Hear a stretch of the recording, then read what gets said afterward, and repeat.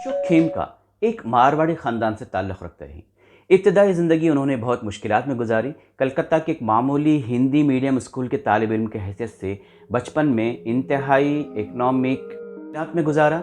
उनकी गैर मामूली जहानत की बुनियाद पर कलकत्ता के सेंट ज़ेवियर कॉलेज स्कूल ने इन्हें कंसेशनल फ़ीस पर दाखिला दे दिया और ये ताकीद की कि वो ये डिस्काउंट फ़ीस को सीक्रेट रखें। खेमका लंच के लिए कोई टिफ़िन बॉक्स नहीं लाते थे और दोस्तों के लंच में अपने साथियों के साथ शरीक भी नहीं होते थे। 12th क्लास के बाद उन्होंने IIT खड़गपुर में दाखिला ले लिया। फिर इनकी ज़िंदगी कामयाबी की राहों पर गामज़न हो गई। अगरचे उन्होंने कंप्यूटर इंजीनियरिंग में बीटेक किया था, लेकिन वो सिविल सर्विसेज करना चाहते थे। फर्स्ट अटेम्प्ट में ही IAS ऑफिसर के लिए वो क्वालिफाई हो गए। खेमका का फर्स्ट अपॉइंटमेंट दिल्ली के करीब नरनौल शहर सब डिविजनल ऑफिसर SDO के ओहदे पर हुआ था। इनका अपॉइंटमेंट के साथ ही इंतज़ामिया और अफसरशाही की बदनुमानी और करप्शन से इनका सामना हुआ। इनके ज़िली कमिश्नर ने इन्हें किसी गैर सरकारी कल्चरल प्रोग्राम के लिए पब्लिक फ़ंड को जमा करने का हुक्म दिया। खेमका ने इस हुक्म को मानने से इनकार कर दिया, जिसकी कीमत इन्हें एनुअल कॉन्फिडेंशियल रिकॉर्ड में नेगेटिव रिमार्क के साथ अदा करनी पड़ी थी। 1994 में नरसिम्हा राव की हुकूमत के 3 साल पूरे होने को थे और दिल्ली में कांग्रेस की रैली जारी थी। इनके डिप्टी कमिश्नर ने इन्हें हुक्म दिया कि वो किसी प्राइवेट ट्रांसपोर्टर से बसें हासिल करें, कांग्रेस वर्करों को दिल्ली लाने में इंतज़ाम करें। मिस्टर खेमका ने पूरी हिम्मत के साथ किसी सियासी पार्टी के लिए ट्रकों का इंतज़ाम करने से साफ इनकार कर दिया। डिप्टी कमिश्नर ने कहा कि वो रिटर्न दें और इसमें अपनी नाफरमानी का तस्करा करें। खेमका ने जवाब दिया कि वो पहले तहरीर में ऐसा करने का उन्हें हुक्म दें, जिसका जवाब वो तहरीर में देंगे। डिप्टी कमिश्नर ने अपना सर पीटा और इनका ट्रांसफ़र एक छोटे से शहर में कर दिया। 1995 में रोहतक में एक पोस्टिंग के दौरान उन्होंने एक पटाखा स्टोर का लाइसेंस रद्द कर दिया। यहाँ से ट्रांसफ़र हुआ, वो हरियाणा एग्रीकल्चर यूनिवर्सिटी के रजिस्ट्रार मुकर्रर। उन्होंने वाइस चांसलर की जानिब से की गई तकर्रियों को बेज़ाब्ता होने की बुनियाद पर मनसूख कर दिया। 4 मंथ्स के बाद वो ज़िला जिंद के एडिशनल डिप्टी कमिश्नर मुकर्रर हुए। यहाँ उन्होंने मनरेगा स्कीम के तहत नहरों की खुदाई मशीनों से होती हुई पाई, जबकि इस स्कीम के तहत विलेजर्स को मुलाजिमत की फराहमी का मंसूबा था। सीनियर ऑफिसर्स ने फर्जी मजदूरों की फहरिस्त बताकर सरकारी खजाने लूट ले को अवाम के सामने लाने के जुर्म में उन्हें फिर से ट्रांसफ़र कर दिया गया। खेमका को यकीन हो गया कि इंतज़ामिया में ईमानदार और फ़र्ज शनास अफसरों की बजाय सियासतदानों की ताबेदारी करने वाले हुक्काम की तकर्रियाँ पायदार होती हैं। सियासतदानों और ताजरों को रास्तबाज और हक़ गो अहलकार एक आंख नहीं भाते, फिर भी डटे रहे और ईमानदारी और रास्त रवी से अपने काम को अज़्म के साथ करते रहे।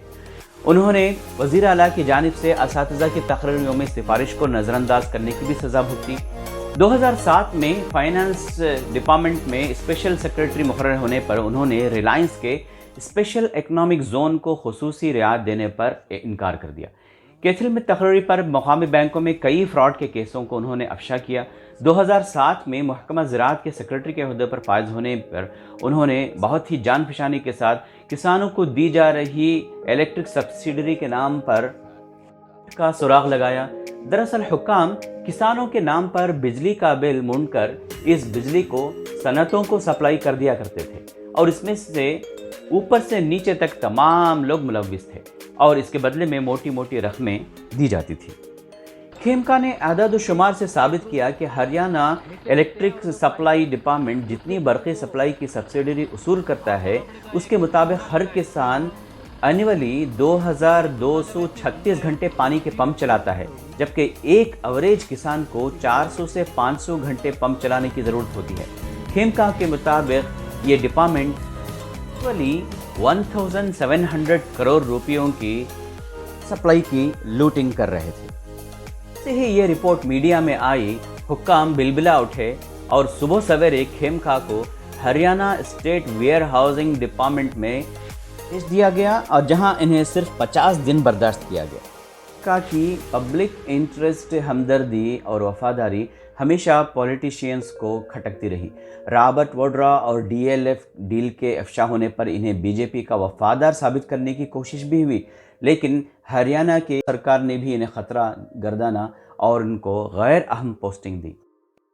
Just transferred untold story of Ashok Khemka کے آتھرز بھاودیپ کانگ اور نمیتا کلا نے آخری صفحات میں ایڈمنسٹریشن کے اصلاح کی خاطر ہوئی کوششوں کا بھی ذکر کیا ہے۔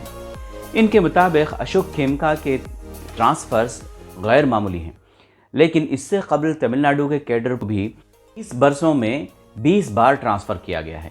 ان کا قصور یہ تھا کہ انہوں نے مائننگ انڈسٹری میں اسکیم کو فاش کر دیا تھا۔ بھاٹیا کے مطابق ٹرانسفر اس لیے کیا جاتا ہے کہ منسٹرز اور کرپشن کی پردہ پوشی کی جاتی رہے۔